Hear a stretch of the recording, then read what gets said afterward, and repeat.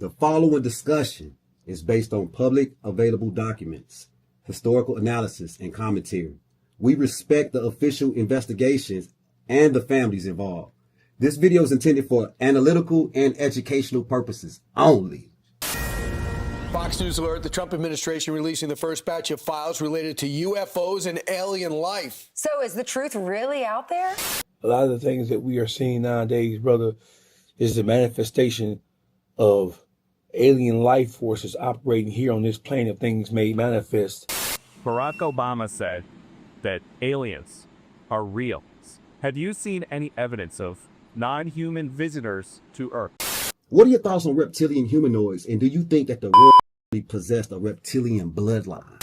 What, you think aliens want to come down here and be like some Trade with Gucci Mane or something? They want to trade with Gucci Mane?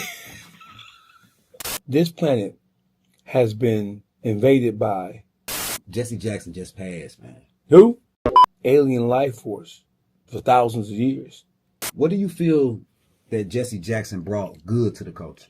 And they have manifested themselves and they have almost perfected the human form. Do you think the goal was to beat the Soviet Union in the space supremacy? It's been reported that the astronauts that blew up in the 1986 shuttle disaster, the Challenger, are... Before we go into who, let's discuss why.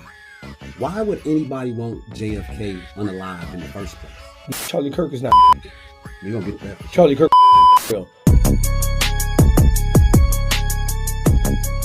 Yeah, man, you already know what time it is, man. They not gonna believe this shit, man. But we actually back again, dog. We back again. I'm gonna tell you why we back again.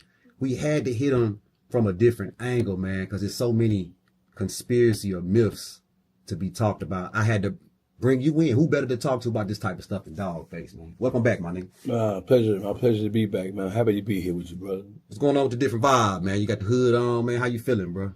Well, I mean, my soul is disturbed by a couple of things that I saw and a couple of things I've been seeing. You know, I'm paying more attention to the media now more than ever.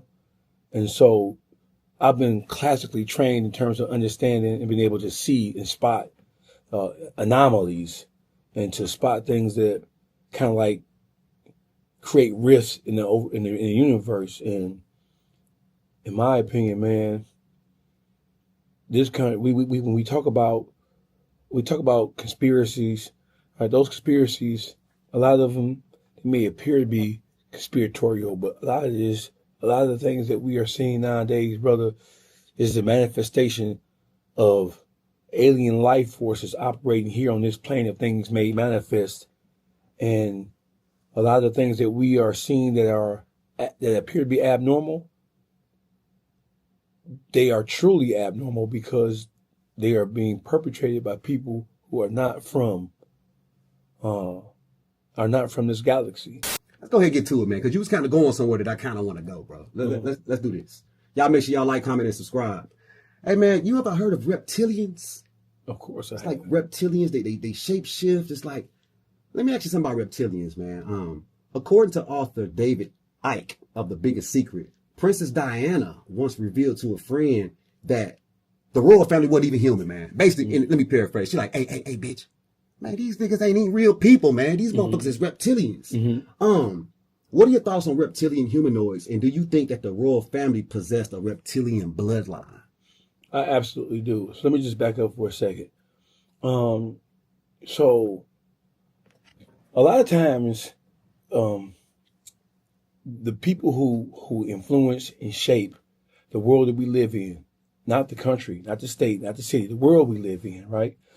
They try to familiarize the general population with things that are to come by putting them in movies. And they call them sci-fi, right? The whole premise and purpose of sci-fi movies is to introduce you to things that haven't happened yet in your mind, but have been happening for hundreds of years. Most of the things that are happening now in this world manifested thousands of years ago. But from a psychological standpoint, from an emotional standpoint, the human population wasn't ready to adjust to, or wasn't ready to adopt or to digest what's really going on down here. This planet has been invaded by alien life force for thousands of years. And they have manifested themselves and they have almost perfected the human form, and they have been guiding us towards our own destruction. That's why you see the human population as a whole, people who are truly, genuinely human, right? Without any cut to them, right? That's why you see them rushing towards their own demise and destruction. There's a force that exists that is pushing humanity towards its own destruction. Because like in most of the sci-fi movies, when you see alien invasions, you see them coming down here in spaceships, taking over by force, right? When you take over by force, then what you do is that you spark a natural resistance. And so what they've decided to do is, versus taking over by force, they decided to assume the appearance of human beings and then guide and shape human behavior through science, through education, right? And they have put things in place that will cause human beings to rush to their own destruction. And then as they die, they replace human beings with alien life forces that appear to be human. And they're going to do this all the way up into the point to where they don't have to do it anymore when they have numbers. Do you think this was something that was here from like the beginning of time, or do you think this was something like genetically created in like a lab or something like that? No, I think so. First of all, I don't think it was created in a lab because you're getting too sci-fi with that. Okay. Right? To assume, when you look at planet Earth, the planet Earth, according to them, is just one of 9 planets in the solar system that we live in. But you have to understand that there are thousands of other solar systems that exist. So if you think that we are the only life forces or life forms that exist in the grand scheme of things, you know that can't possibly be true, right? And so, but we've been trained to look at alien life forces as something that is not fathomable or not comprehensible, or they put like a scare factor with it. But no, they've been here. And what has happened is, so what happens is that most of the alien life forces, they operate at such a high frequency, they tend to absorb and or destroy their own particular environment. So they're constantly they're constantly on the lookout for other habitable planets they can occupy. And so as they travel throughout the solar systems, right, whenever they discover a planet that can sustain life, right, they want to take over it. They want to consume it. Do you think these are a type of demonic entities? I don't know if they're necessarily demonic, because it's like you have good and bad humans, Right. You have good and bad aliens, right? To us, so we're on the same page, to us, the other life forms that exist, they may look at us like we are aliens. Right. We may be the aliens to them.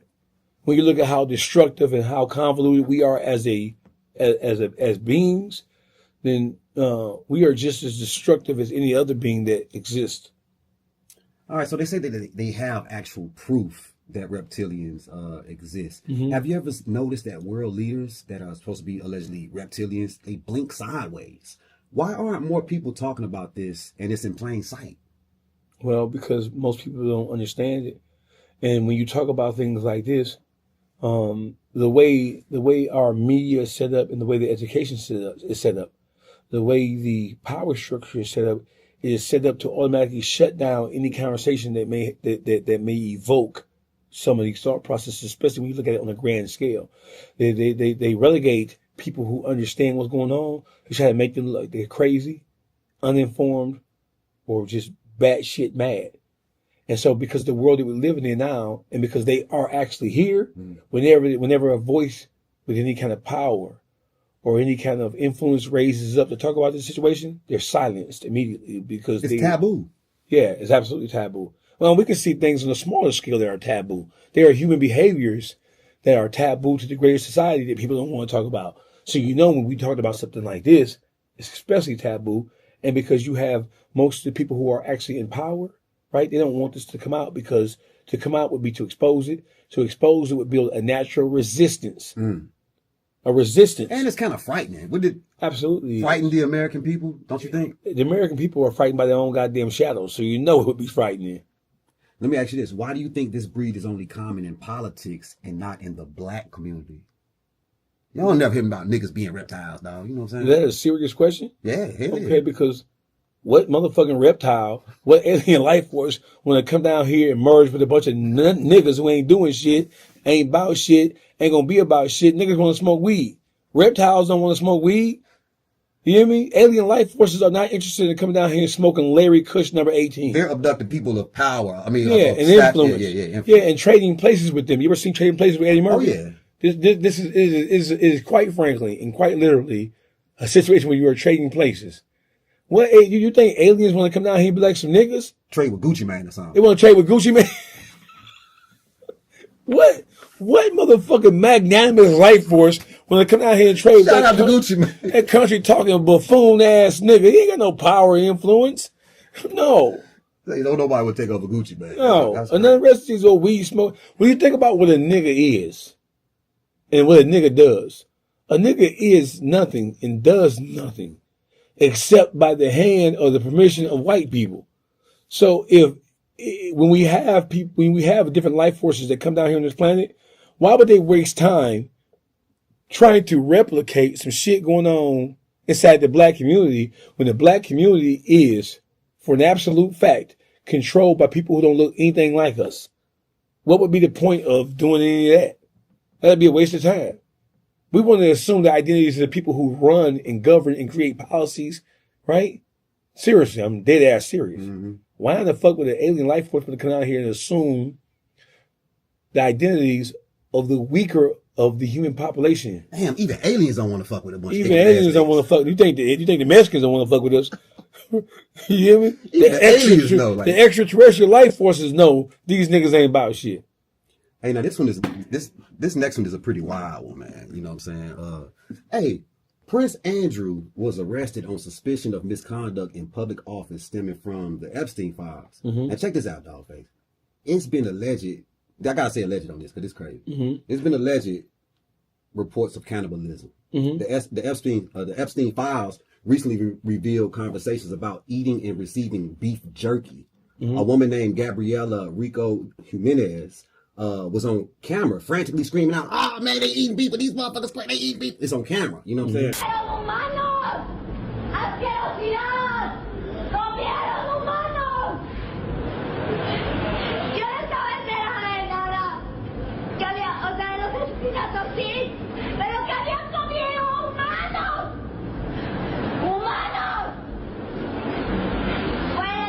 And she said that after leaving Epstein's house. Mm-hmm. Do you think the elites are into cannibalism? I absolutely do. So when we talk about the elite, right? So let's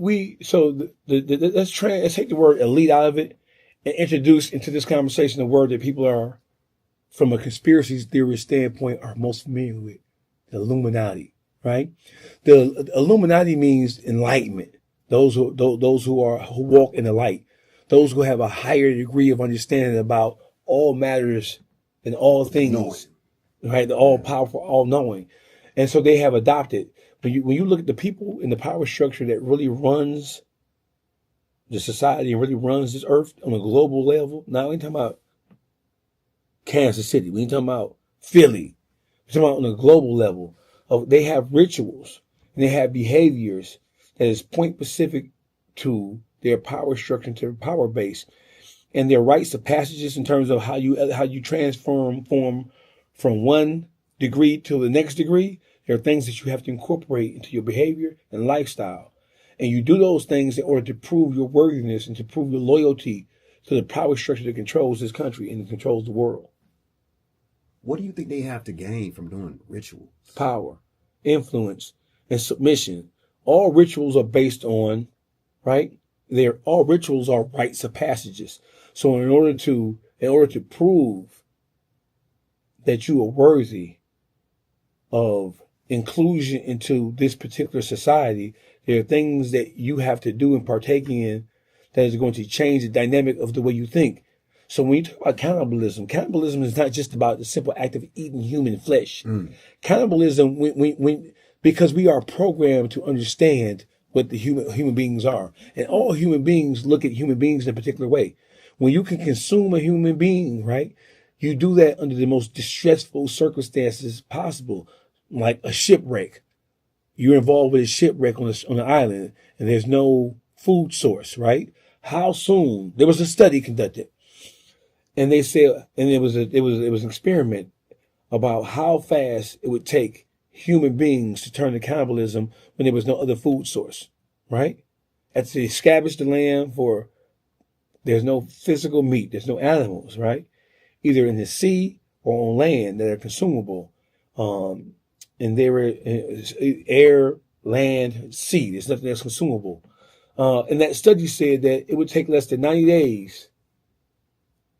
It would take less than 60 days for the average human being to start looking at the other human beings that were there with them like they were a full course meal. Like, man, I'm hungry than a bitch. You looking like a steak right now. And so what we do is we trick ourselves into survival mode, right? So all these things are physical, but the rite of passages that you talk about that would walk into what we refer to as Illuminati, those rites of passages are not just based on just physical urges and physical reactions. Those rite of passages are based on the psychological manifestation or the psychological transformation of a person's soul and spirit. Because in order to think about consuming another human being, think about this, bro. Most of the human population who are not from the South and who didn't grow up on farms, they don't even want to see the chicken they're going to eat killed. Think about it. People who eat pigs, they don't want to see the pig die. They just want the meat from it. They don't want to see a cow. Seeing a cow get slaughtered would change most people's psyche to the point where they don't even want to eat beef anymore, right? Because we sissies, we punks, right? We're psychologically weaker than we think we are. And the world that we live in and the people who control this world are stronger than we ever assumed to believe they are. So my point to you is this, is that those rites of passages, they're put in place to change the human mind state and to change how human beings look at and think about what we once thought or considered the limitations of what we were able to do or capable of doing. Wow. Now, with these beef jerkies, man, they got to use some type of materials, man. And these materials they claim are actual kids in real life, bro. So it's like, why aren't these kids being reported missing and these cases being investigated? Because most of those kids are orphans. Don't forget this world has a large scale homeless and orphan situation. So who's looking for them? Who's going to track them? Right? So they know no one's looking for these. I have to ask you a question. In the city you live in, where are the orphanages? With foster home, foster care. Where are the orphanages? So now we think about foster homes now. That's right? What comes to mind for me. Right, but there are still orphanages. There still are physical buildings where kids are housed in large part, right? So we've transformed that into the whole foster care system, right?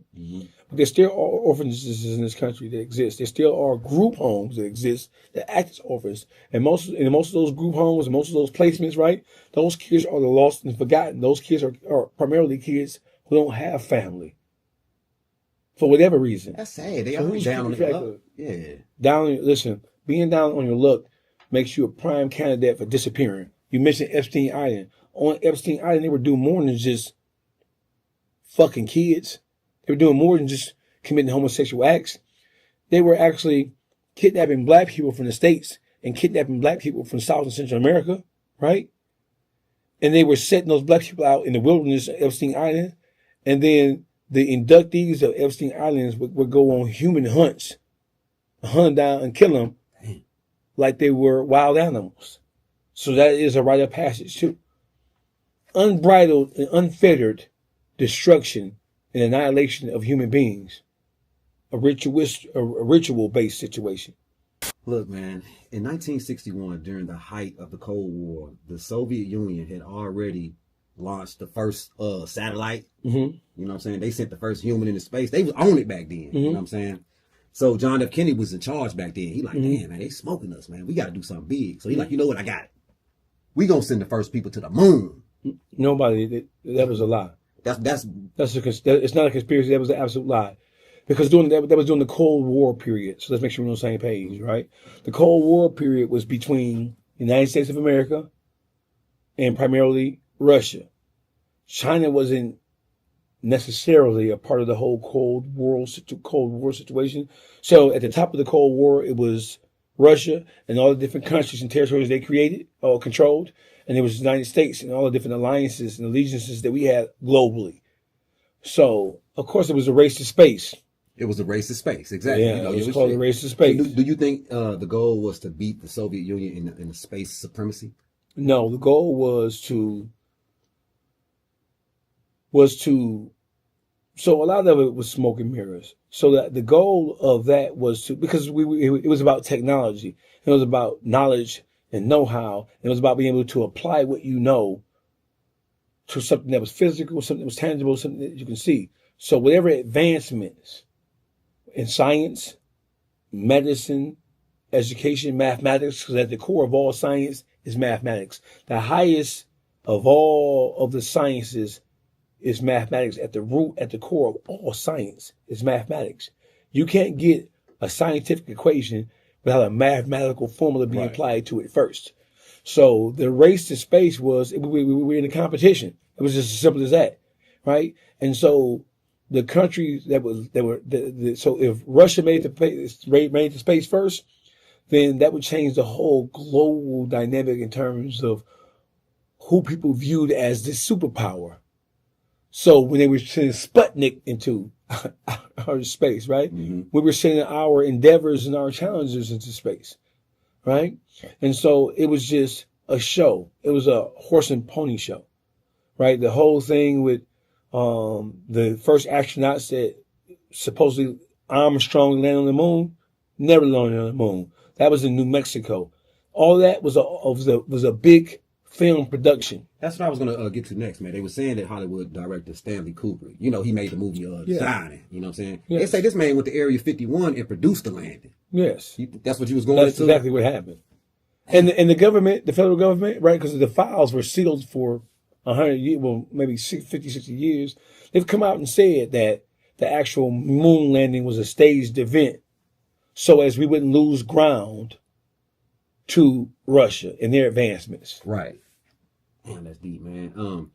It's a guy named Bill Kalin. He had wrote a book called "We Never Went to the Moon." And he gave reason why it's fake. You know what I'm saying? He said the footage, there's no stars in the picture. You know what I'm saying? The flag waving with no wind. Right. Why aren't these people locked up for deceiving the American people if this is true?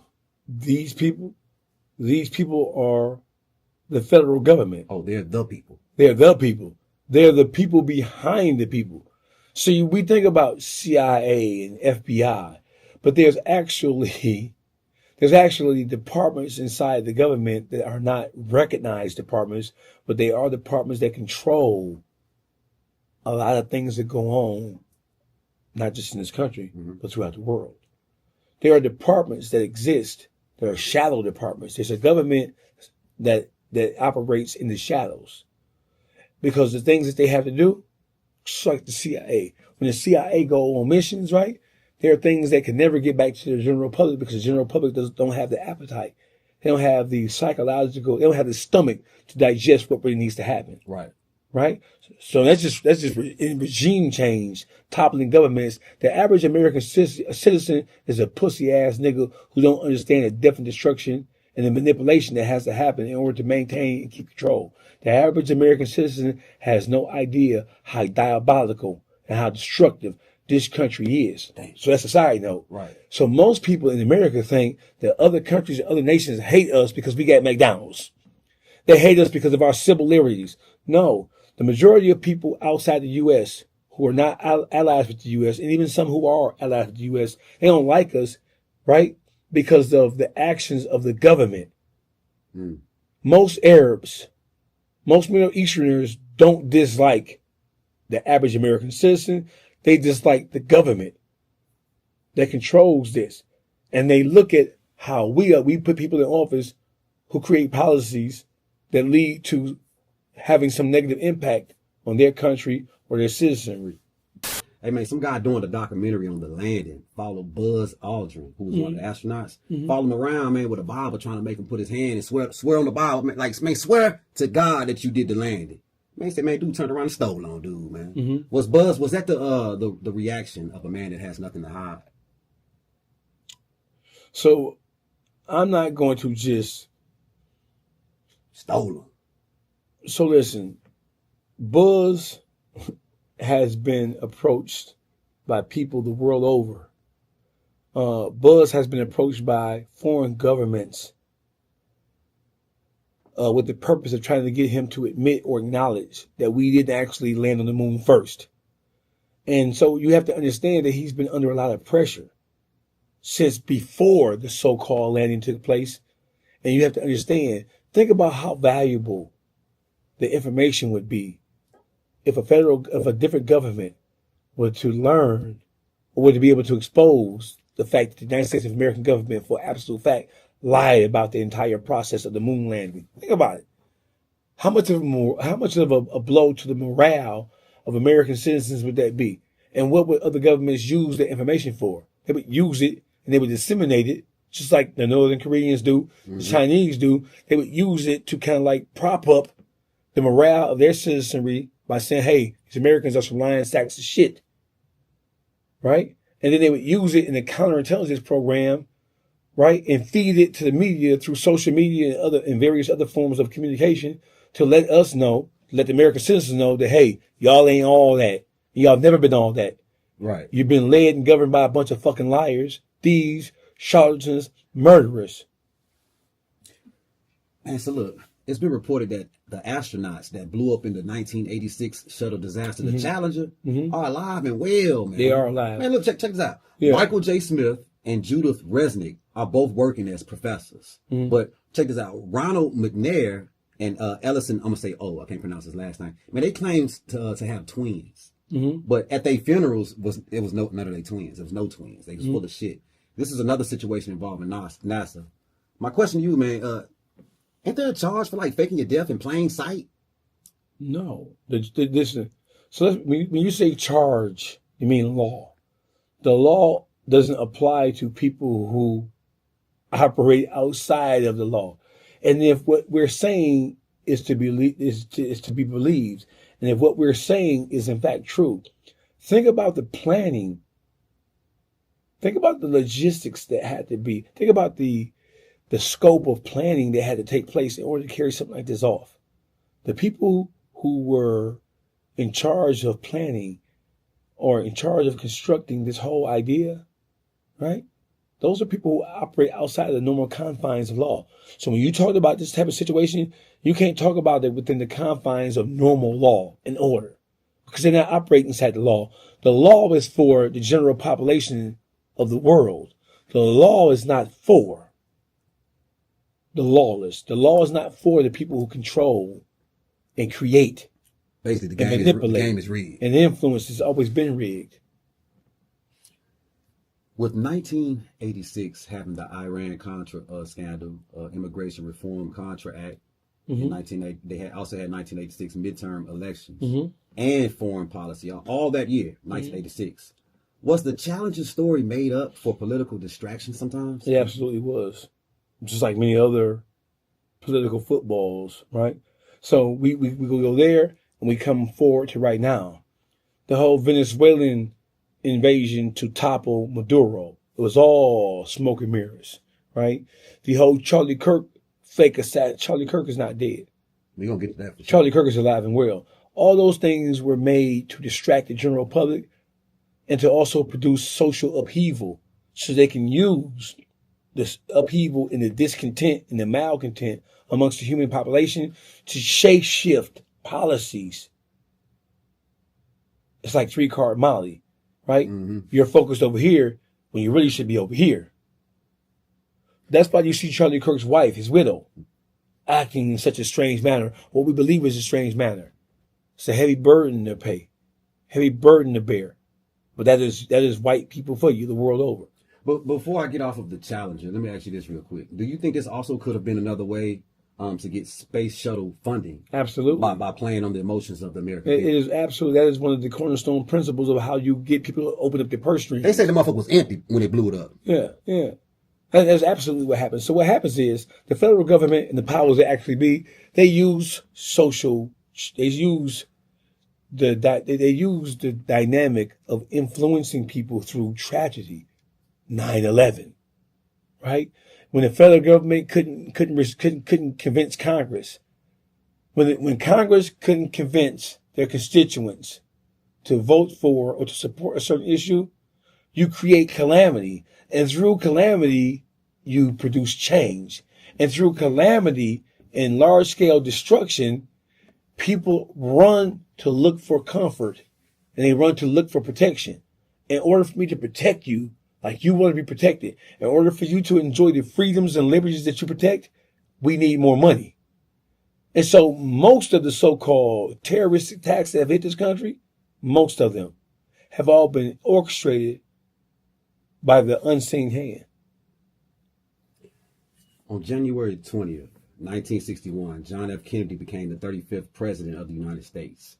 He was assassinated on November the 22nd, 1963 in Dallas, Texas. The mystery surrounding his death has been talked about for decades. Before we go into who, let's discuss why. Why would anybody want JFK unalived in the first place? Because JFK was a problem. He was in the way. He was out of due season.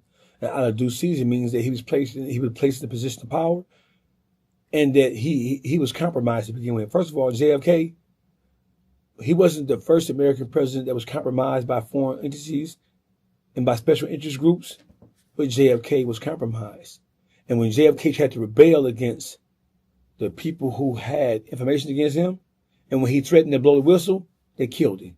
And they killed everybody around him. What kind of information they probably had on him? JFK was a sissy, and JFK was a pedophile, and JFK was a dope fiend, he was a heroin addict. No. Who is this country's number one sex symbol as far as a female?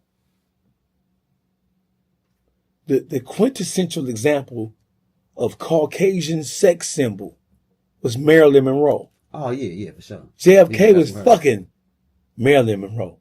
They both were heroin addicts, and they both were into child sex grooming. They both were into all manners of freaky ass behavior. JFK was compromised. Do you know how many listen, the White House, for example, the White House is the most surveilled building on the face of this planet because of what it represents, right? JFK was compromised. So he was compromised by Russia, and he was compromised by the Mossad, the Israeli intelligence service. And don't forget, Israel was going through a tumultuous time in the 1950s and 60s. And so to the Mossad, to the Israeli security service, they know that they can only maintain control through having influence. And so JFK was just one example of a person put in power and then deciding to rebel against the power structure that put him there. And so when you do that, they remove you by any means necessary. And that's what happened to him. Same thing that happened to Epstein. Remove him. Get rid of him, make him disappear. Well, look, man, for years they said it was Lee Harvey Oswald, but recently they showed a video of the driver doing it. They showed the driver doing it. Mm-hmm. Why nobody from the parade said anything, and why are we just not seeing that? Because it was all a controlled stage event. And you know who the extras were in the event? The general public who were there to see that parade. Those were the extras. The general public, not just in this country. They were in on it? No, the general public were just extras in the movie. Okay, gotcha. Yeah. Right? So just imagine being an extra in a movie when you have no idea what the production is. You're just there, right? So the general public in this country, they're pawns on the chessboard of life.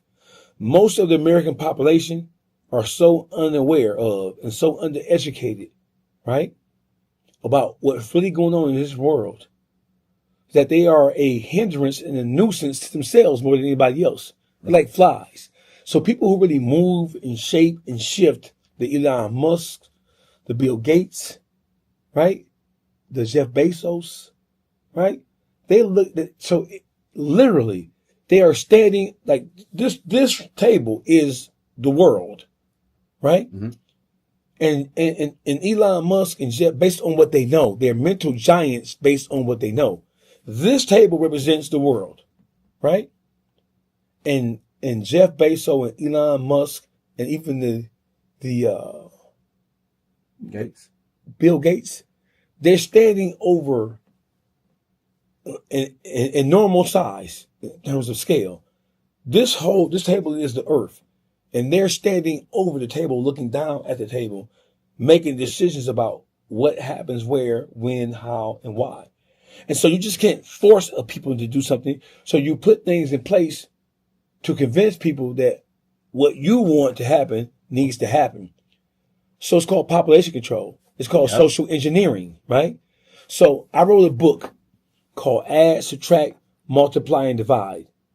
And the cornerstone principle of that book is this. And it's available worldwide. It's available everywhere. It's called Add, Subtract, Multiply, and Divide.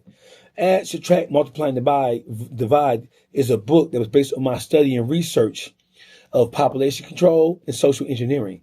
And so the general precept or principle of my book is that you can add, subtract, multiply, or divide the conditions in a person's life to change or influence the outcome of who that person will become. Like, for example, and this is just a low-scale example, but it's still an example nevertheless. You can take a kid who's from the ghetto, right? And you can take a kid who is from affluence, right? Just because the kid who's from the ghetto is from the ghetto doesn't mean that he can't grow up to achieve. But his environment and the things that he digests will influence who he eventually becomes as an adult. Mm-hmm. On the flip side of that, you can take a kid who grows up in absolute influence, and the people that he's around and the conditions and circumstances that he finds himself or she finds herself in can influence her to the point where she becomes nothing, despite the fact that from a financial standpoint, it appears that she had every advantage in the world.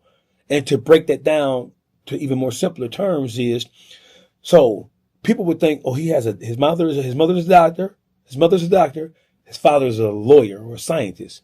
So when we look at society, the fact that your mother was a doctor, your father was a lawyer, that means that you should have every advantage in the world. But behind the scenes, we don't know that your father is a pedophile. And he's a pedophile because he's been raped. He was an altar boy and he was raped. So he was raped by a Catholic priest. So even though he grew up to be successful, because being a victim of abuse doesn't mean that you can't grow up to be successful. So the mother is a doctor. The father is a lawyer. They have a child. From the outside looking in, that child has every advantage in the world versus the kid growing up in the ghetto who happens to be black. His mother was a single mother of 8 kids by 7 different men. His father was in prison, never knew him. He grew up around drugs, poverty, crime at the highest levels, right? You would think that the kid who grew up with the mother's a doctor and the father's a lawyer would have a better situation. But what we don't know is add, subtract, multiply, and divide. Even though he was born with a plus symbol on his forehead because of the wealth that he's born into, in that household, his father was a rapist. His uncles were rapists. His uncles were a part of Epstein Island. So most child molesters and most rapists, I'm going to get back on point, but most child molesters, most abusers, they don't abuse strangers first. They abuse people who they have access to. And those people they have access to are the children of family members and friends. Let me give you another example before I get back to my point. I'll just stay on my point first. So mother doctor, father lawyer. But what you don't know is that the father grew up in the Catholic Church and he was abused. He was raped and molested by one of these freak ass priests, right? So the father is a demon, even though he's trying to maintain on an outer shell, he's trying to maintain the semblance of a normal lifestyle. But the father is really a fucking monster who's raping his kid. Or the son walks into the father's room or private office and he finds child pornography inside that room, right? And the mother she's a successful doctor, but she's also a dope fiend. She's a prescription pill junkie, right? So this kid is fucked up in the head because of what he sees, despite the fact that how much money he has. So this kid grew up to be nothing, not shit, a dope fiend. How many children of rich people do we know that kids trying to not to be shit? Despite the fact that it appears from the outside they have every advantage. And on the flip side of that, a kid growing up in absolute poverty in the ghetto, who it appears is if every possible circumstance that you can think of is against this kid excels above and beyond that because he had somebody who, even though they may be where he is, they instilled values and principles in that kid. So just because you grew up in wealth and in prosperity doesn't mean that you're going to go on to become a different person.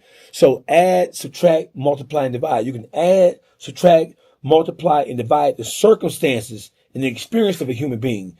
And you can transform somebody who it appears has every advantage in the world to be a dope fiend piece of shit who ODs at 18.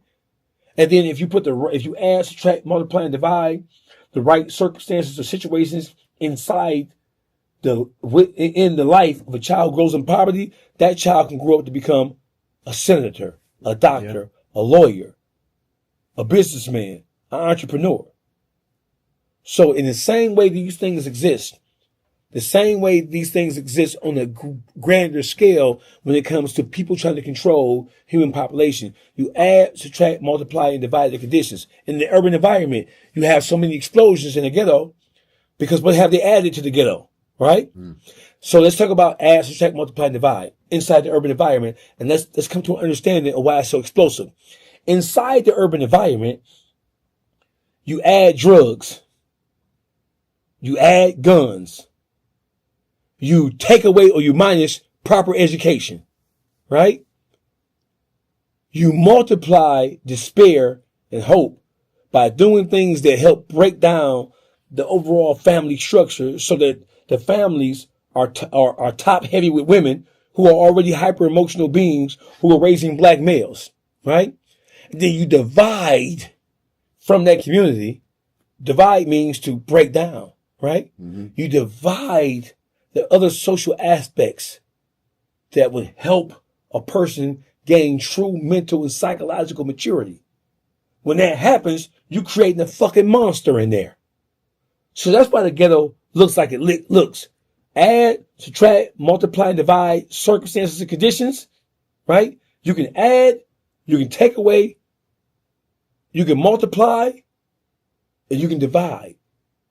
With the right level of adding circumstances, multiplying conditions, subtracting the things that would make you a self-propelled human being, right? And then multiplying all the negative aspects of what happens in that, you're creating a virtual fucking monster. So that's why the ghetto looks like it look right now. The ghetto is the result of social engineers adding, multiplying, subtracting, and dividing the things that would make that community be a vibrant, productive community. I hope I wasn't just talking too much. No, man, you actually educating, man. I mean, that's very interesting, man. Back in the days, man, Bill Gates predicted by 2015 we would triple in population growth, and it needs to be reduced by 10 to 15% due to global warming, right? Mm-hmm. Then in 2020, Bill Gates also said that 7 billion people must be vaccinated. Mm-hmm. Is Bill Gates playing God?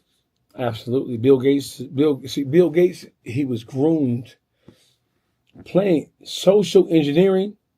It is playing God because you're removing the natural element of evolution and you're replacing just things that would naturally occur based on just being alive and experiencing things. Mm-hmm. You're removing that. And then you're adding, subtracting, multiplying, and dividing the circumstances.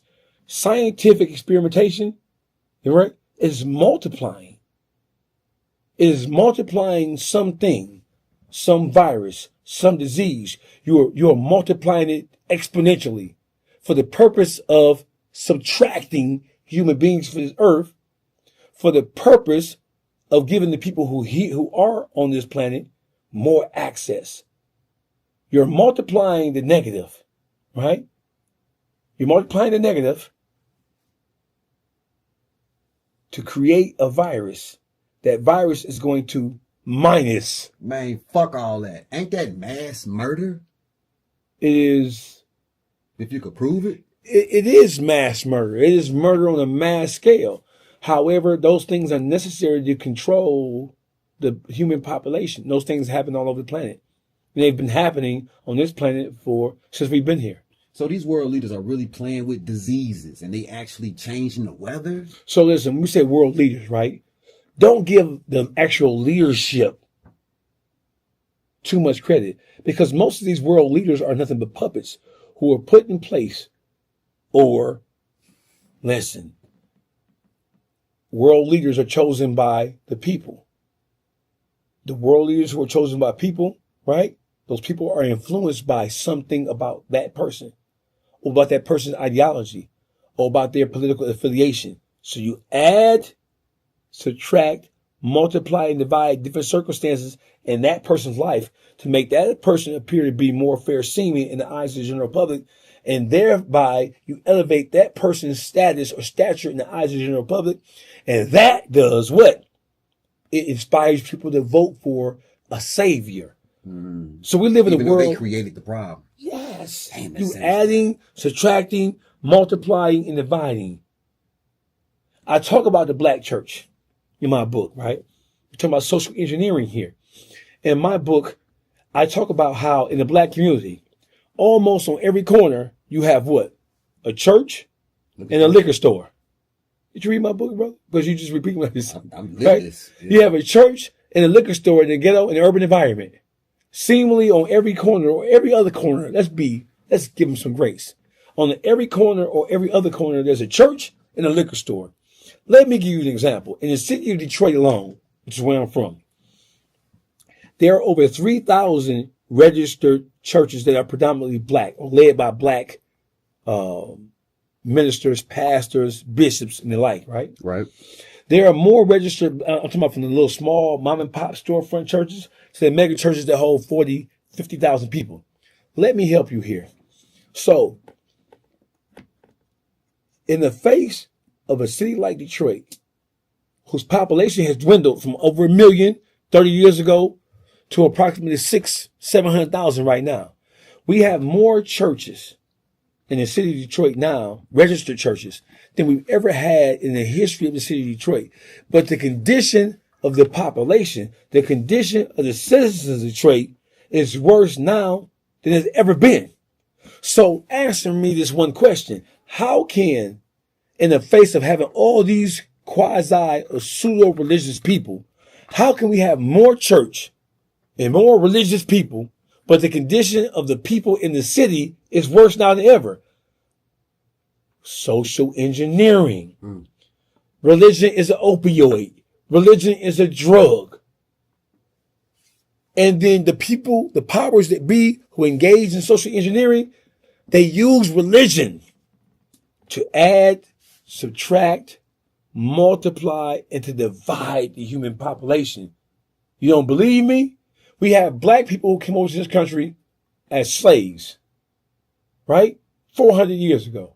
Not even 200 years ago, we were in slavery, right? Or something that looked like slavery. Right. 200 years ago was what? I'm losing my thought process. What was it? You said slavery? It's 2026 right now. Oh, you're talking about the years. Yeah. 200 years ago was 1826. We were slaves. That's not a long time ago. 200 years ago, it's 2026. 1826. So when we think about it now, 200 years don't seem like that much time, do it? Nah, hell no. Don't seem like that much time. That's your great-great-great-grandparents, right? So listen, if you think about Willie Lynch, the person who designed the actual plan to take black people from actual being physically enslaved to psychological enslavement. The Willie Lynch, in the Willie Lynch letter, he said that in the South, right? Most people don't understand this. The reason why, like during the coming out of the Reconstruction period and going into the whole civil rights movement in the 40s, 50s, and 60s, white people were lynching and hanging. First of all, white people in America were the first terrorists. White America is the first terrorist organization on the planet. They engaged in genocide, infecting black people with diseases, and sitting back and not telling them, and just sit back watching the impact. The Tuskegee experiment, for example, infecting tens of and dozens of black men with syphilis, and then watching them go out and have sex and make children. And the whole purpose was to study the long-term effects of what syphilis did to the genetic coding of a human being and looking at how it impacted their offsprings. Damn. Right? That is all devilishment. When you look at how white people, for example, treated black people in this country, that's all. Getting back to Willie Lynch. Sorry for just going. I'll be doing that. Sorry. You're good. I'll be going off. We with you. I'll be going off. Willie Lynch said, hey, listen. We done fucked around and brought too many of these niggas over here. And these niggas multiply like roaches. So white people in the South, primarily, they quickly found themselves outnumbered 5-1. So for every one white person, due to an influx of slaves being brought over here, and due to our propensity to procreate, we procreate at a higher rate than Caucasians. And that's why they feel threatened right now. But to my point, Willie Lynch, the whole control, that is social engineering. We have to put into the minds of these slaves who we're not going to be able to keep in physical enslavement much longer because they outnumber us in our treatment of them. It is so atrocious that it's going to spark a natural rebellion in them and they're going to overrun us. So we have to do something else because we can't hold them in physical bondage forever. That something else is we have to take the chains off of their physical body and put their chains on their mind. And the number one tool they use to do that is Bible and Christianity. Don't forget, we couldn't be Christians here as slaves. We couldn't even read, right? When they first decided to let us read, they decided to let us read the New Testament of the Bible, where the overall theme was the life of Jesus, the Christ, and turning the other cheek, loving thy neighbor, loving thy master, loving thy enemy shit. That shit goes against the very nature of human beings to love anybody who you know is openly and consistently trying to fucking destroy you. Right? So back to my point. Willie Lynch said, hey, listen, we can't control these niggas by keeping them in physical chains. You know why? Because they outnumber us. Because we imported too many of these niggas over here. And these niggas be fucking and fucking and fucking. These niggas fucking and multiply like baby's kids, right? So that's why you had the push in the South. The whole torture and reign of terror, right? One of the precepts or one of the things that inspired that, if you think about the Voter Registration Act, the right to vote. When they enacted the right for black people to be able to vote, right? It immediately put white politicians in the South at a disadvantage. Why? Because if black people outnumbered white people in the South 5-1, do you think we're going to vote for Robert Earl, who we know is a devout motherfucking racist who's a part of the Klan? No. Probably not. So what they did was, the reason why they tried to terrorize us with the poll taxes and everything else they tried to do in order to discourage us from voting, besides foul killing us, right? All that was done to control what happened in politics. The political system of this country has always been geared against black people, right? It's always been geared and constructed against black people, right? Against our interest and to put us at a disadvantage so they can do what the fuck they want to do. They meaning Caucasian, meaning white Americans. So that's why I be so mad when people try to differentiate between a good white person versus a bad white person. All white people were not bad during our enslavement, our physical enslavement in this country, but it didn't stop it from happening. Black people need to stop worrying about this Black History Month, right? Mm-hmm. Yeah. Stop trying to find the good in them motherfuckers. Mm-hmm. You have to assume like they assume. When you walking down the street at night and you come across a white person at light, you gonna hear them goddamn doors clicking because they're assuming you can be a doctor. By looking at you, they're gonna assume you're a criminal. So black people, I think it's to our advantage to start assuming all white people are vampires and they are agents of the devil and they are agents of the fucking Illuminati. All these motherfuckers are Epstein and they have Epstein in them. Diddy is nothing but a dark-skinned Epstein because we're living in a society where black people want to be so much like white people that we take on and adopt the characteristics of white people. And those characteristics, by and large, are characteristics that are devilish, reptilian, and destructive. White people are aliens. They are the spawned offsprings of aliens. They are vampires. You don't believe me? I know you don't believe me because you're looking at me like you don't believe me. Listen, are you a religious person? Yes. Okay, so listen. In the grand scheme of things, in terms of the creation of this planet, right? The planet was created before human beings, right? The sun, the moon, the stars. Mm-hmm. The creator, whoever you believe in, they all know that this was not by divine origin. There was a higher force, a higher power behind the creation of everything that we know, see, feel, taste, and touch, right? Can we at least agree to that? Oh, yeah. So the sun was created before human beings, right? Yes. Okay. So that means that when God created all living things, do you think God created a living thing and put a living thing on his planet that would be non-compatible with the different elements of the universe? Do you think he would have done that? No. No, it doesn't make any sense. Right. Everything that the creator, or that God, or whatever you want to call him, everything that he created on this plane of things made manifest, he created to thrive from or to gain sustenance from everything on this planet. From what's in the sea, what's on land, and what's in the air, right? And there are rules and regulations about what we're supposed to consume. But let's take it to a bigger level. The sun, the only thing on this planet that is negatively impacted or affected by the sun are Caucasians. And the whiter you are, the more against the nature of this world you are. How so? White people are vampires. No, it sounds kind of, because we've been spooked out by the motherfucking Count Dracula. Yeah. Sound crazy as you, right? Listen. Let's look at Dracula for a second. When did Dracula operate? When did he come out? At night, when the sun was down. Yeah, nighttime, yeah. Right? So listen, symbolically speaking, that's the nature of them. They operate in the shadows. They operate in darkness. They operate in deceitful patterns and in deceitful behavior. That is all dark magic. Do you get what I'm saying? So listen, when things are brought to the the sun is fire. Fire burns off impurity.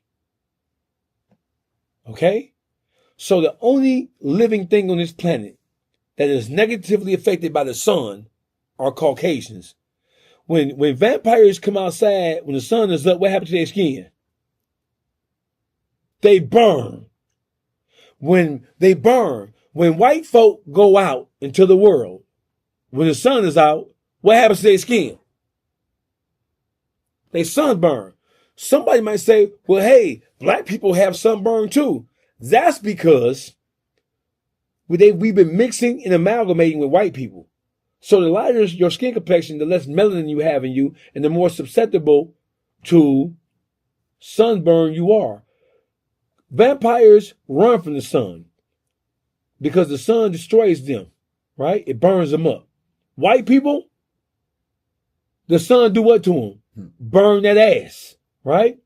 So white people, the nature of white people, right? And based on their relationship with the sun should tell you how unnatural they are, because God created everything on this planet to gain life and sustenance from the sun. Watch this. Let's talk about the metamorphosis process, right? Let's talk about what is considered the lowest life form on the face of this earth. The lowest life? I'm not sure. The lowest, most filthiest thing on this planet is what? A maggot. Maggots metamorphosize and they transform to flies. Yeah. What do they need to do that? They need sunlight, right? When you think about a caterpillar, caterpillars, when they metamorphosize, when they transform into butterflies, they need what? Sunlight. Maggots turn into flies. Maggots need the power of the sun in order to transform themselves into a fly. From one despicable creature to another despicable creature. We don't like flies because we know where flies come from. A fly in your mind is more disgusting than a bumblebee. We're scared of bumblebees because of what they can do to us. But we don't look at bumblebees like they filthy and nasty and disgusting. You don't see bumblebees growing out of decay. No. You see maggots.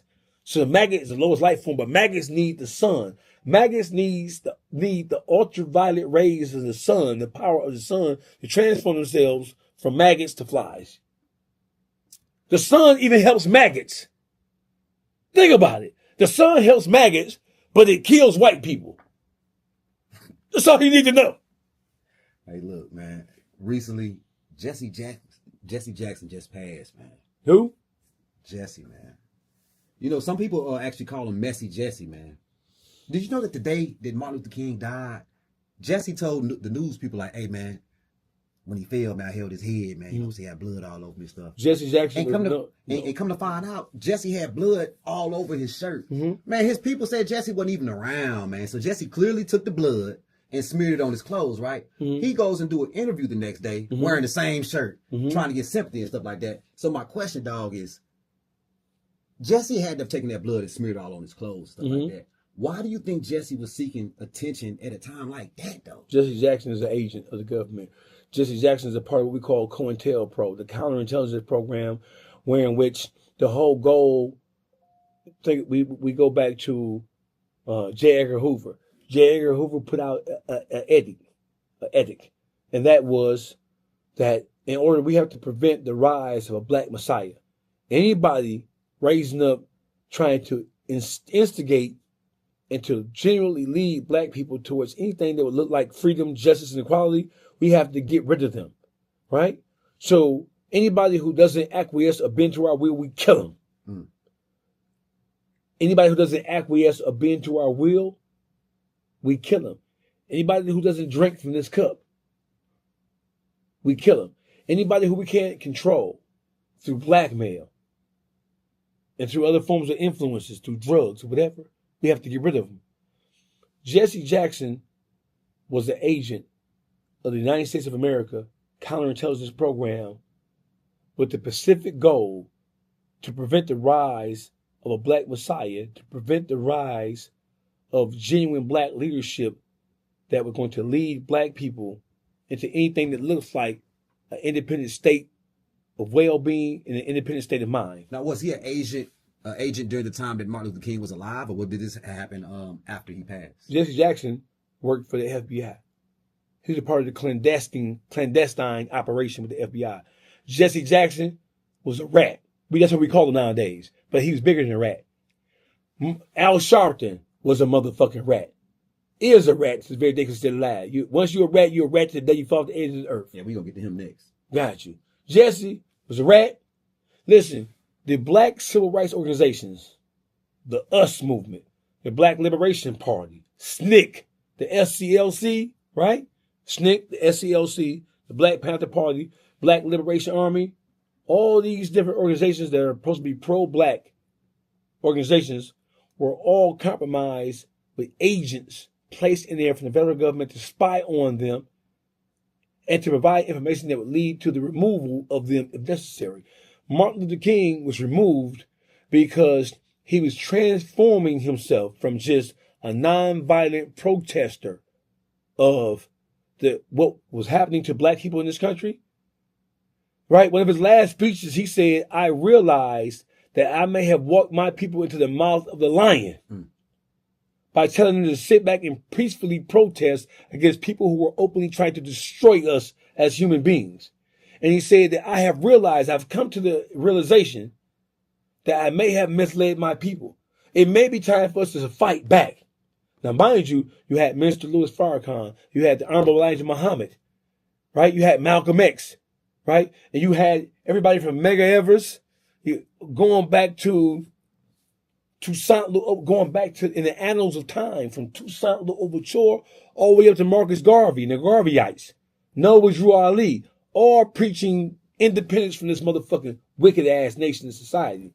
If Martin Luther King, who was viewed as the most peaceful, a regular rank and file, step and fetch his ass, nigga ass, yes sir, pastor, if Martin Luther King changed his mind and he started preaching that Think about how congruent that message would have been with the message of Malcolm X at the point in time and the message of Elijah Muhammad at the time. That would have been disaster because you would have had niggas who had been accustomed to turning the other cheek and letting them motherfucker put a water hose on you and put a dog on your ass to bite your ass up.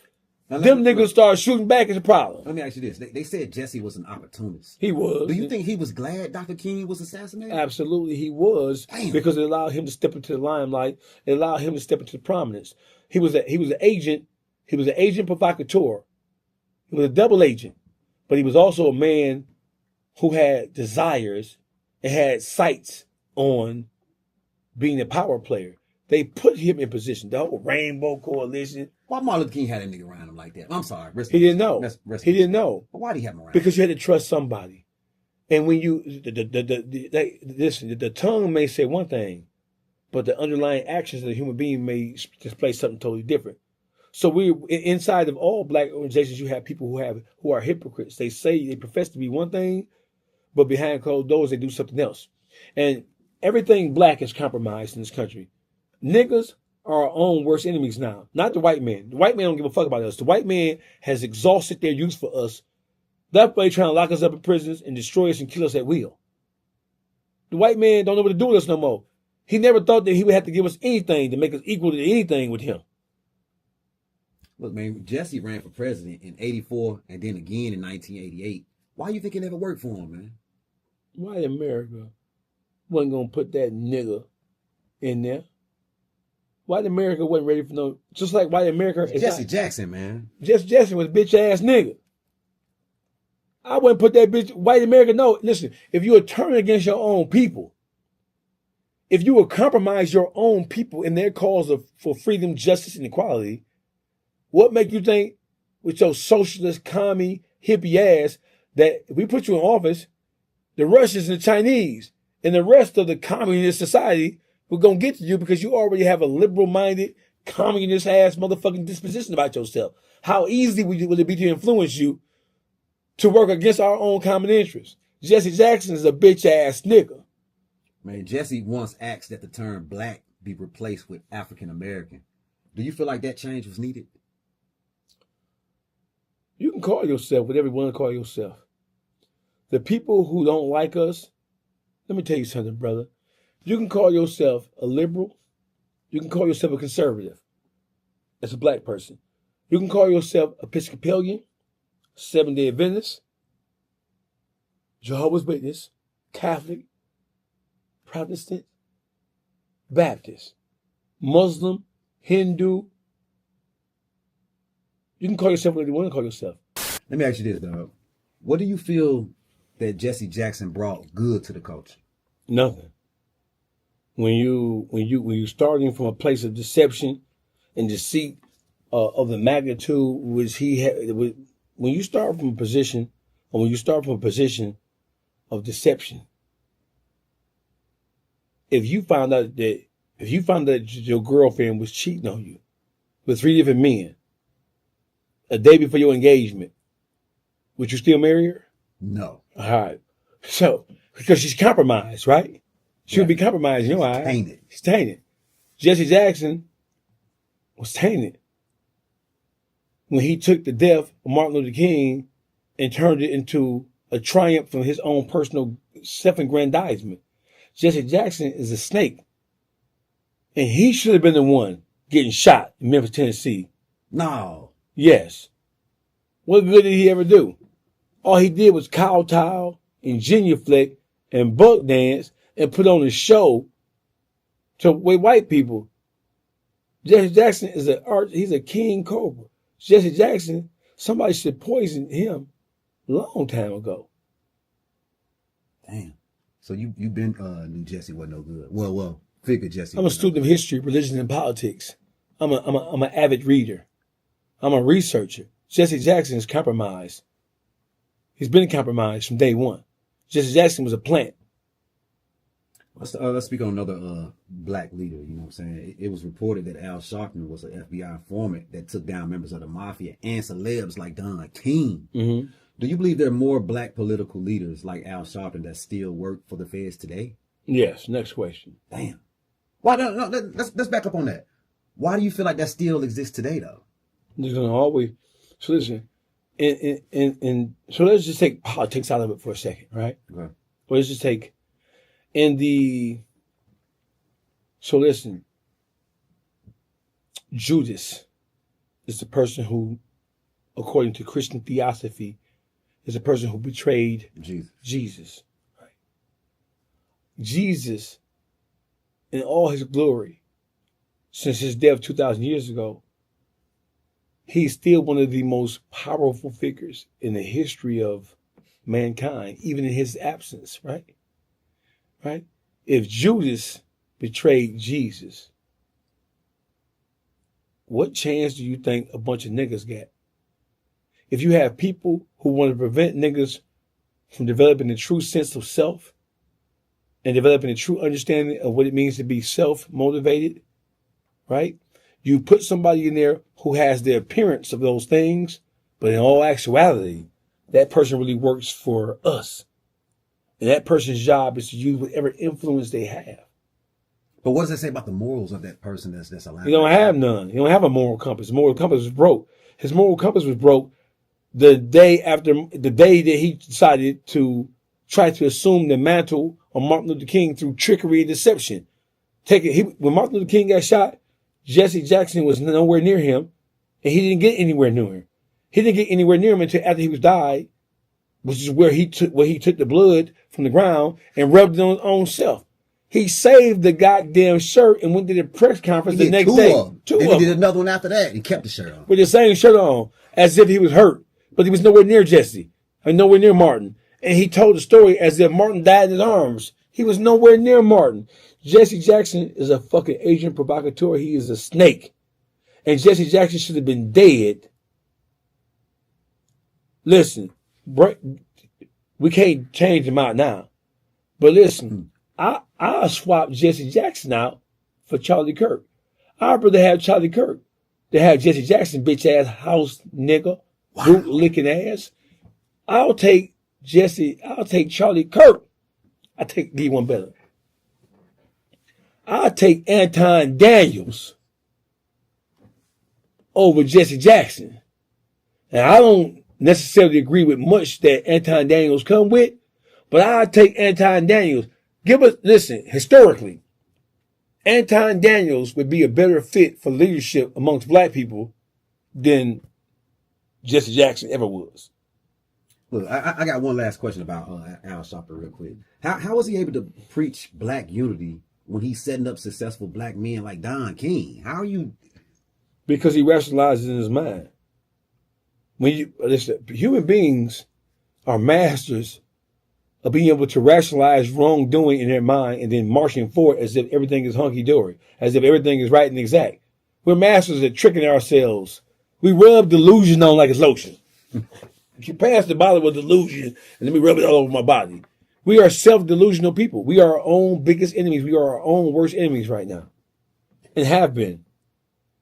Let me just go straight to this one, man. Why do you think Martin Luther King was assassinated? What's the meat and potatoes? What's the why? The meat and potatoes, because he had shifted his mentality, like I mentioned earlier. He shifted his thought process, and he was in the process. Martin Luther King met with Malcolm X. Little did the public know. He met with Malcolm X prior to his assassination, like a month before. They had a private meeting. And in that meeting, and it wasn't so private because other people was there, in that meeting, he revealed to Malcolm, and he told Malcolm that he may have made a mistake. He may have used his voice to lead by being the sheep, off, by misleading people about true freedom, justice, and equality. There's no people on the face of this earth who are able to gain freedom or respect or the acceptance of their former oppressors by talking to them. You can't gain the respect of your oppressor by talking to him. Your oppressor doesn't want to see you be anything other than a servant to them. If you want to throw off the yoke and throw off the chains of your oppressor, you got to break them off. And some people got to die. Black people as violent and as vicious as we are right now, as we display ourselves to be, black people are still some of the most forgiving people on the face of this earth. Ask me why. Why? When you look at what happened to us during slavery, when you look at what happened to us during the Reconstruction period, through Jim Crow South, the Civil Rights era, the death, the destruction, the murder, the torture, we were terrorized. If black people were to repay white people for what they did to us, an eye for eye, ain't that what the Old Testament teach? But that ain't what they taught niggas. They taught niggas to look to the New Testament. They stayed in the Old Testament when teaching some niggas something. They teach niggas the Jesus shit. Turn the other cheek. No, nigga. The only way you can gain your true independence and freedom and justice, right? That's why I don't like Nelson Mandela. Nelson Mandela is a bitch ass nigga. Why? Because when the South African regime changed powers from the minority rule, from the motherfucking devils over there, during the apartheid regime, right? When the black majority took over, it was something called the Freedom and Reconciliation Committee, right? And so all the former Adolf Hitler ass motherfucking murderous ass crackers had to do in order to be able to maintain their property and to maintain their status, not in government, but socially, right? Without getting their property and all of their power and money stripped from them. All they had to do was to admit to what they did. It was called the Truth and Reconciliation Committee, I believe it was. Okay. Right? I believe it was the Truth and Reconciliation Committee. Leave a comment in the comment section. Let us know if that's. I believe it was the Truth and Reconciliation. So you tell the truth for the white people who had committed murders and rapes and atrocity and kidnapping and torture of black people during the apartheid regime in South Africa. In order for you to maintain your status and maintain your money without being stripped, all you have to do is admit truthfully about the heinous acts and crimes you had committed. And that's what happened.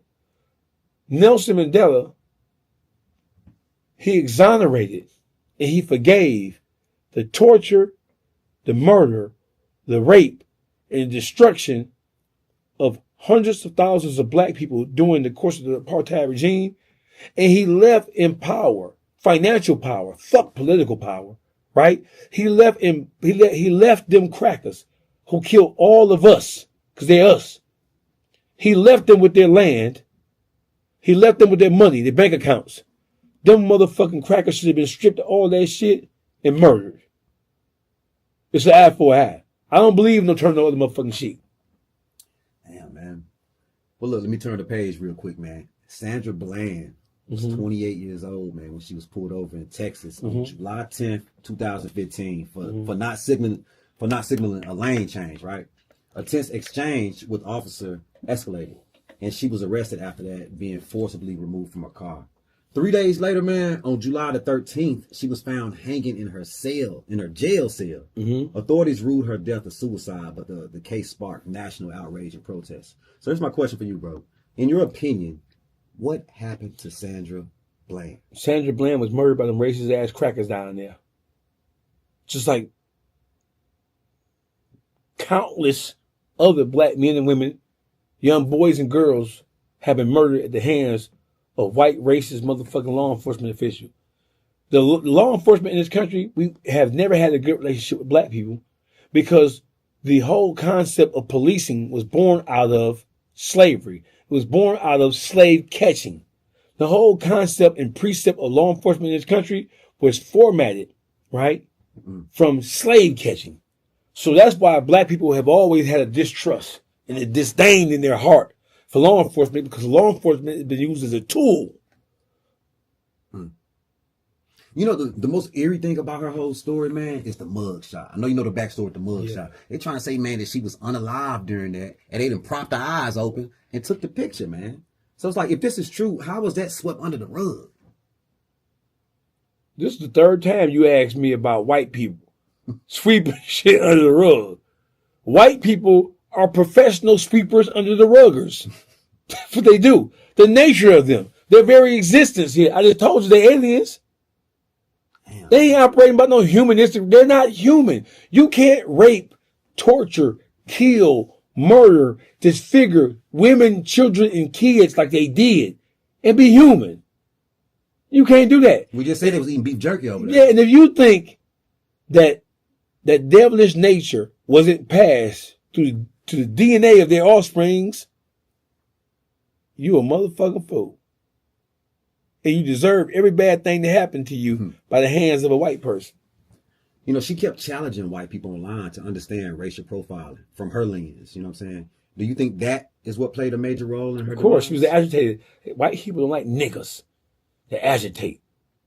They don't like niggas that talk back. Even in the face of being wronged, they want us to sit by, idly by, and take the shit they got for us. That's what they want.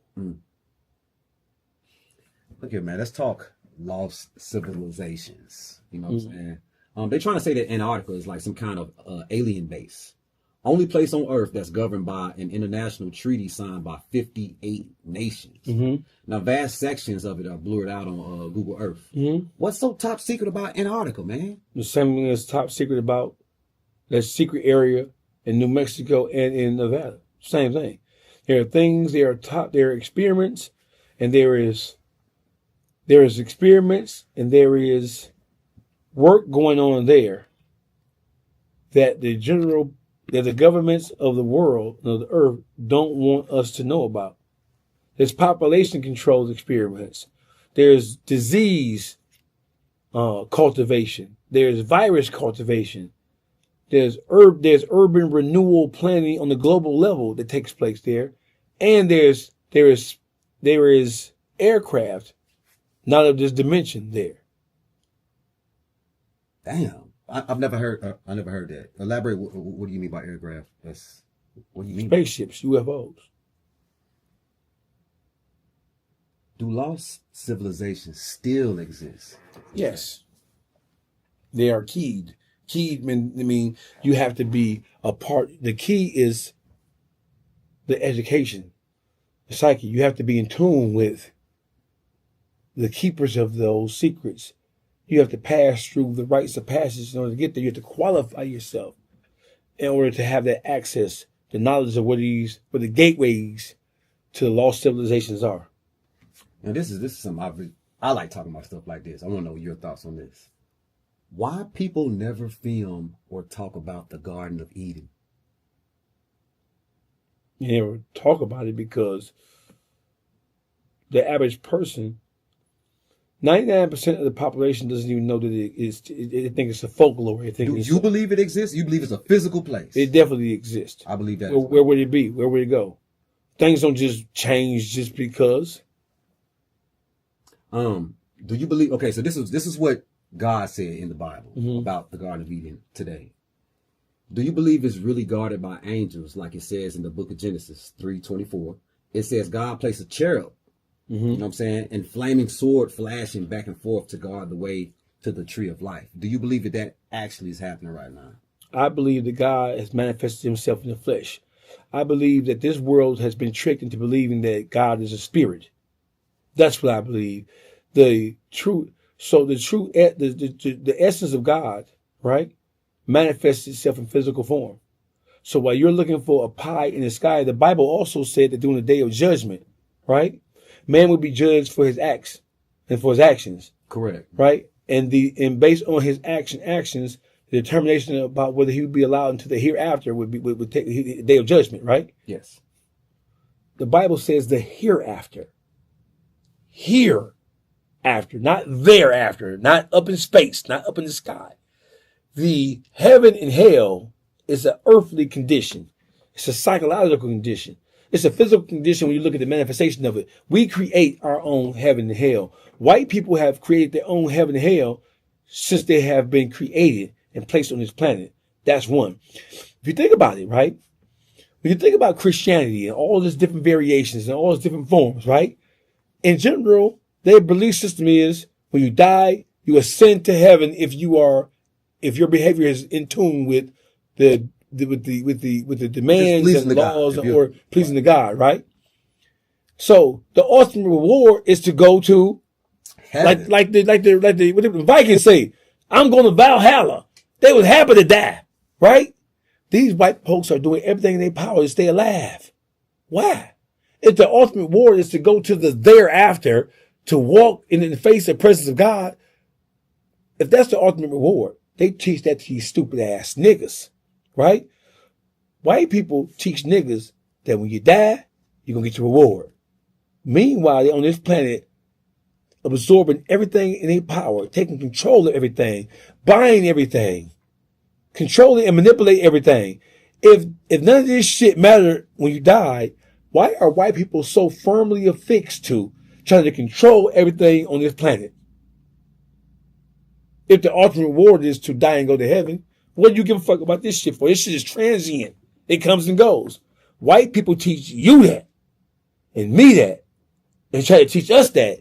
So we are focused on some pie in the sky ass shit. Meanwhile, they down here having their way. While we focus on up there, they down here establishing dominance and control on every level. From politics to science to education to medicine. You brought up Charlie Kirk earlier in the interview. A guy named Tyler James Robinson. He's a 22-year-old Utah man. He was arrested on murder charges and accused of being the shooter. Mm-hmm. He was charged with aggravated murder and related felonies in connection with the killing. Why do you think a 22-year-old white Utah man would want to harm Charlie Kirk? He didn't. He was a patsy.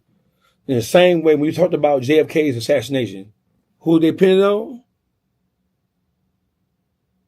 I forgot. Lee Harvey. Oh, Lee Harvey Oswald. Sorry. Right. That young boy, Tyler, they lied about it. First of all, they said that he was familiar with the layout of the school and the campus because he was a student there. He was not a student there. He wasn't. He was not a student at the college where Charlie Kirk was allegedly assassinated. He was not a student there, right? And then it was more talk about him being gay than the shooter? Yes. They said that he was involved in a relationship with a tranny. Damn. Which would make him a sissy, sort of like them New York sissies. I had to go there, sorry. Right? You good. Right. It said he was gay. He was involved with a tranny. So he didn't like Charlie Kirk's views on certain things like that. That's why he allegedly he came from a strict conservative background and upbringing. His father was in law enforcement. His grandparents were in the military. He was a registered Republican. Nobody in his family ever said that they ever heard him say anything that was remotely considered to be anti-conservative, anti-Republican, or anti-Charlie Kirk. They said that he was indoctrinated by the liberal-minded, transgender, white boyfriend that he had. There's no evidence that the person that he was in a relationship with was or had any of the ideologies that they said that he communicated or indoctrinated Tyler with. That sound made up. It was them little young white boys, 22. Who wrote that script? Them little white boys who wrote that script. The same of us wrote the script about Charlie Kirk being assassinated. Same people. Do you think Charlie Kirk's loyalty to Donald Trump ultimately led to his demise? No, because Charlie Kirk was a representation of how white people really feel when they're not afraid to express how they really feel. When you can't counsel them, right? See, people in the world of politics, in the world of the social construct of this country, they play games and they speak with forked tongue. And they speak at the left side of their neck because they know it's not popular to do so. That's why people hate Donald Trump so much. Be it as it may, whether you think he's racist or a bigot or whatever it is, Donald Trump don't got no filter. He don't give a fuck because he know you can't do shit to him. In the face of having 34 felonies, in the face of being accused of being in Epstein files, in the face of grabbing them by the pussy, all that coming out, he is white America's darling. They love him. Donald Trump represents the majority of how white America feels about everything. Don't never get that twisted. Before we get off Charlie Kirk, did you believe or did you agree with some of his views? Yeah, I did. Yeah. I did. I believe that people like Charlie Kirk are necessary. Just like I believe people like Donald Trump are necessary. Do I believe they both were racist? I do. But I also believe that black people have been pacified too much. And black people don't understand that there is a people who have ideologies. And those ideologies call for the extermination of them. You got niggas who all niggas want to do is smoke weed. That's it. That's all they want to do. You call a nigga right now and say what you doing. Nothing. I've been rolling up. Oh, yeah, Rolling up. Shit, yeah. I ain't doing shit. In the world that we live in the condition that we are in as a people, you ain't doing shit. Listen, man. Niggas don't want to do nothing. Niggas don't even want to be nothing. Nowadays, you ask a nigga what they want to be. No, I don't know. Bitch, you 40. I always ask people, man, hey, man, what's your finish line, man? They're like, dang, I never thought about that. Like, I know my finish line. What's yours? I don't know. I don't know. If you ask, listen, for the people who watch this, find somebody who hasn't watched this and ask them, what is your finish line? Don't add anything to it. Just look at them. Don't provide any context. What is your finish line? You're going to see the look of bewilderment. What the fuck is you talking about?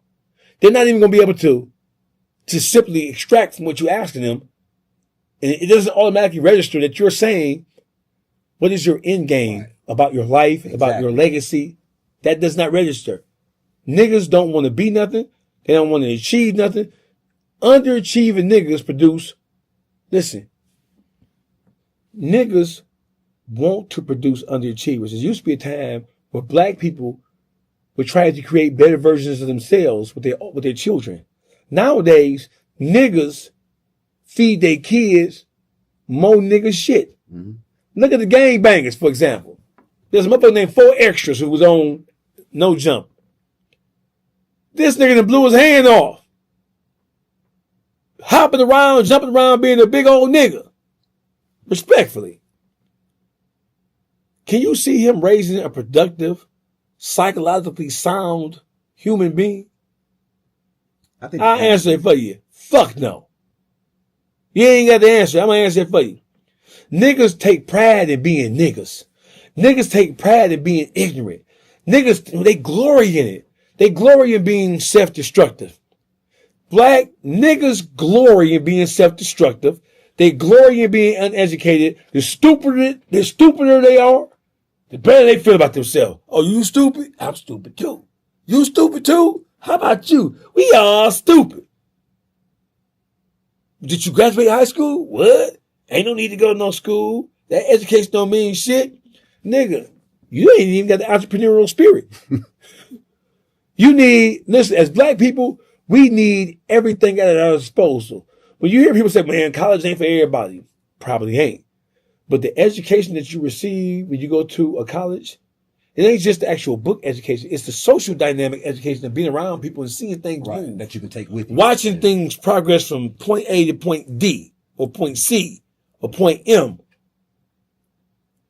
A lot of black people have never seen hope in the human form. They've heard about it. They've read about it. You may even have heard it in the song. But a lot of black people, brother, I'm telling you, a lot of black people in the urban environment, in the ghetto, they've never seen hope manifested in a person. All they've seen is trauma. All they've seen is hurt, destruction, and disappointment. All they've seen in the people around them is underachievement in the most concentrated form you can ever imagine. A lot of black people, a lot of young black boys and girls all over the country, they've never seen hope. When I grew up, I saw hope in people, even people who were doing negative shit. These niggas don't even want to be successful drug dealers. Think about it. These niggas sell dope to go buy a chain or watch. Most niggas who catch dope cases, they can barely afford a lawyer. And once they get to the penitentiary, they ain't get that shit all gone. Oh yeah, it's definitely all gone. That shit all gone before they get to the penitentiary. Niggas don't even want to be successful drug dealers. Niggas don't even have ambition to be Scarface. They don't have no ambition. These niggas don't even want to be Big Meech. Damn. These niggas don't even, at least Big Meech had an idea. Whether you agree with him or disagree with him, at least he had an idea of what he wanted to do. Albeit it was negative. But these niggas don't even aspire to be that. These niggas just in the middle of the road, everything, they got no. Listen, man. My advice to black people, get the fuck away from other niggas. When niggas get that shit straight, then we can talk. Let me ask you a hot topic, man. A lot of people are talking about this, man. I want to know your thoughts. Are you a flat earther? No. Why? Because I've been around the planet. I seen the curve. You seen? I felt the curve, right? I felt the curve. I felt my body shift when I traveled to different hemispheres. So you know from personal experience. Yes, Right. Absolutely. Okay, so if the Earth is flat, do flat earthers think all planets are flat? Or just Earth? I don't know. It could be. You know what I'm saying? The Earth I'm wouldn't trying be. to find some logic in it. The Earth wouldn't be an Earth. Earth is a sphere. It's a globe. It wouldn't be called Earth if it was a flat piece of land and water. And then we know water matriculates and it travels. So we know that it travels in streams and lakes and rivers. They travel in a cycle. That cycle that they travel in is the same cycle that the shape of the Earth is. It's gonna be a lot of arguments in the comment section about this, man. It's a hot topic, man. Do I They're gonna disagree. look to you like a motherfucker who gives a damn about what these dumbass motherfuckers think? Or no? Man, we all know you don't give no damn. Man. Yeah, well, yeah. Let me ask you this then, man. Do you think that we live in a simulation, like on the Truman Show? Yeah, Or are we being controlled? So listen. So simulation, everything on this earth is simulated. I just told you about social engineering. Yeah, that's true. That is a simulation at work. That's an active simulation of people, like the Matrix. It's a bunch of Mr. Smiths and Mr. Andersons. There's a book, because when you look at what people think that they are in control of what they do, bro. What you are doing now is something that somebody who's standing over this table, and this table represents the earth. Mm-hmm. The conditions that exist that guided you, and then when I say conditions, I don't mean that all people are going to be this way if these circumstances exist. Right. I mean that when you put a set of circumstances in front of a person has the option to choose to go right, left, up, down, high, low, right? When a person comes from poverty and you put money in front of their face, are they going to run towards the money or are they going to run towards education? They're going to run toward the money because they've been in poverty for so long. Been in poverty so long. That is social engineering. That's how you get a person to sell out and sell their soul. That's how you get a person to put this down to pick that up. When you grow up in poverty, bro, I could put a degree in front of your face. I can put a degree in chemistry or nanotechnology. I can put that degree in front of your face. A degree in nanotechnology. I can put a medical degree in front of your face right now. And I could put $1 million. I could put a medical degree and you would have it. With the knowledge and education, you would have it all. I can zap it into you. I put that right here. And I put $1 million right here. 75% of the motherfucking niggas gonna take that $1 million because they don't know what they don't know. They know that this money is supposed to represent freedom. Niggas don't want to be smart. They don't want knowledge. They're not trying to apply what they know to get anywhere. Most black people, they're using whatever knowledge they have to try to stay alive. Right. Now look, man, you're Muslim, right or wrong? I am. All right, so you're Muslim, but do you also believe what the Bible says will happen in Revelations will come to pass? Like I wars, absolutely do. weather change? So as a Muslim, right, I believe in, so there are different sets and denominations of Islam, just like there are different sets and denominations of Christianity.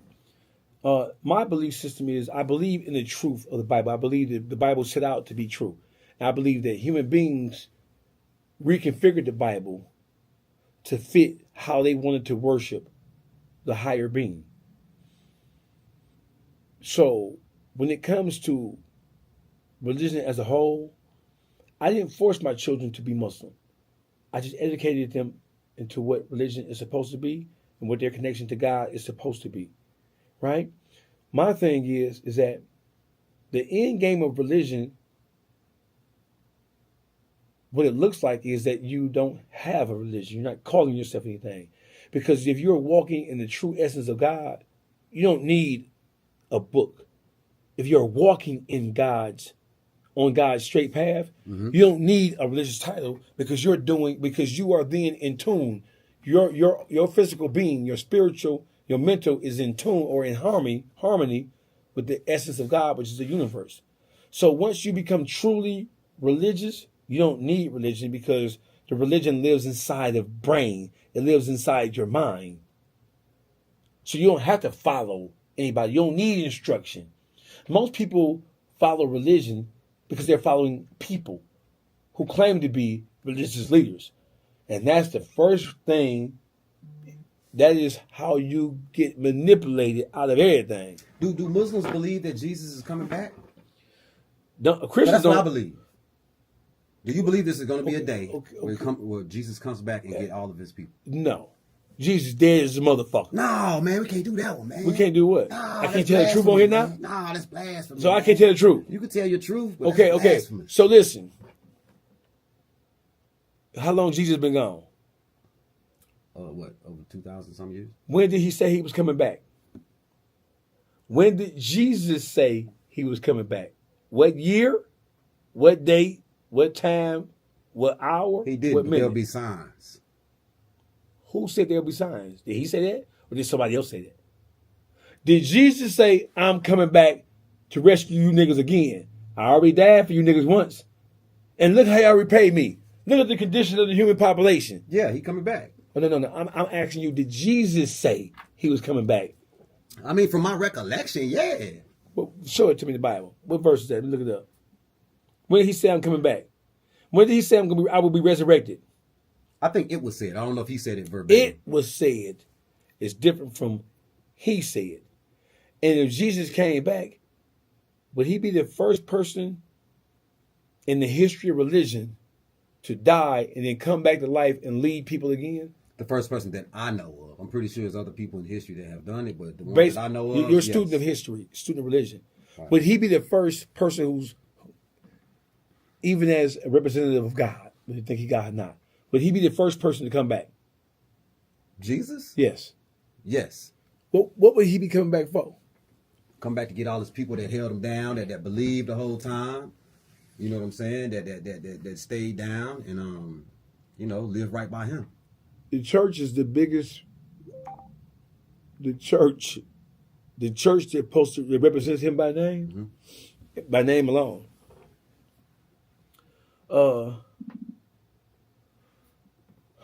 You getting my goddamn nerves. Listen. Hey man, it's a deep topic, man. So Jesus is gonna come back to save you niggas. He ain't come back to save slaves. He gonna save you too. No. So listen, if Jesus was gonna come back, he would have came back during slavery, when the conditions of humanity was a lot worse than they are right now. He gonna come back and save some niggas and human beings who are willfully and knowingly disobedient to the word of God. He gonna come back and save y'all from what? If Jesus come back here, he gonna do the same thing God did to Sodom and Gomorrah, destroy this bitch. These niggas are hardly worthy of Jesus coming back. So he gonna come back and sacrifice himself again?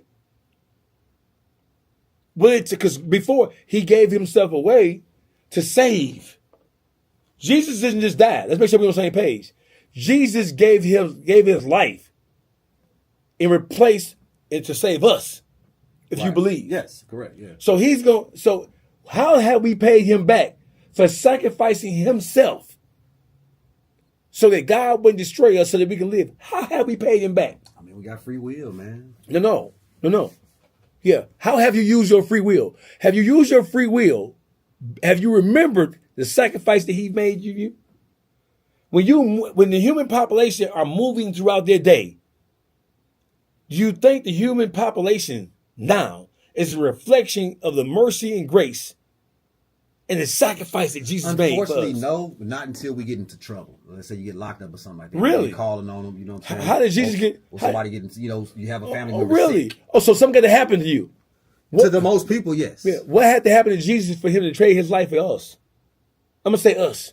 What had to happen to him? What did he do wrong? Jesus didn't do anything wrong. He gave his life to save us who were living in Sin. Okay, so listen. Jesus died without even getting no pussy. No, man. Jesus ain't got no pussy. No. He ain't get no pussy. These are the views of Dawgface and not of the mob. So Jesus was getting his dick sucked? Oh! So check this out, man, before we get up out of here. I'm going to ask you this. Do you believe that there's a real spiritual warfare going on around us that we can't actually see? Well, so the spirit is made manifest through physical form. So anything that we see physically, right, is a direct result of the inspiration of spirit. So the physical form allows you to see, to be aware of the spirit. The spirit exists because the spirit puts itself in something. Even wind, for example. Mm-hmm. The wind is a reflection of spirit. Electricity is a reflection of spirit. But you can't see electricity with the naked eye, but you know that it exists because you understand that it powers. It takes things from inanimate to animated. Right? So of course there's a war going on outside. No one can run from. You can run, but you can't hide forever. Run, but you can't hide. Hey, Dawgface, we got to do another one of these, man. You know, I always have you on the show. They love hearing your hot takes on certain things like this. But we came a little different angle on this one, man. Showing how well versed you are with just, historical events and stuff like that. How you feel about coming back again and doing another specific, controversies and stuff like that? Let's do it. Whatever you need from me, bro, I'm here. Let's get it done. Because the whole thing is we need it. So these kind of conversations are necessary. And not just because it shows people that I'm flexible in this way. These conversations are necessary because they have been deprived of knowledge, wisdom, and understanding. They've been deprived of genuine education. They've been deprived of genuine conversation. I'm not even trying to teach you nothing. I ain't trying to show you something necessarily. I'm hopefully that something in you will be sparked by just the conversation that we've had. Right? People learn through osmosis, which means that versus being directly taught by somebody saying this, that, and third. Sometimes just sit back, listen to two men talk. That vibration, that two men talking creates a vibration. That vibration evokes and produces and electrifies the spirit. And hopefully this conversation can be something that people can take away from and use that to be inspired. Hey, look, man, before we get up out of here, man, go ahead. Give a shout out to we got UK followers, dog. That's pretty dope. They always shout you out. They love your interviews. Shout out to UK followers, man. They've been following your interviews. Hey, listen, man, shout out to from London to Nottingham. Shout out to, and listen, and I know they're going to be mad at me, but shout out to all the people in Ireland, too, who've been following, too, man. Shout out to everybody in Ireland who've been following. I know the Irish people, when they say like black folk, it's cool. You know what I'm saying? It is what it is.